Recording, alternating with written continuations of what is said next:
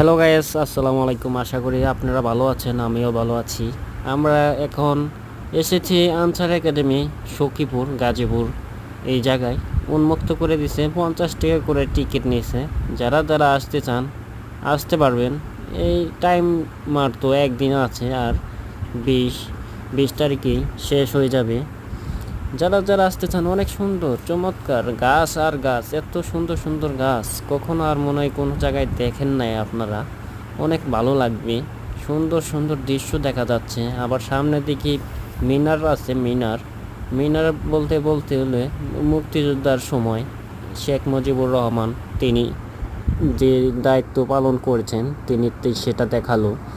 Answer একাডেমিতে answer বাহিনী অভাব নাই, এত আনসার বাহিনী কোথায় থেকে এসেছে জানি না। ট্রেনিং শেষ হয়ে গেলে তো অন্য জায়গায় যাওয়ার কথা ছিল, তারা আসে নাই।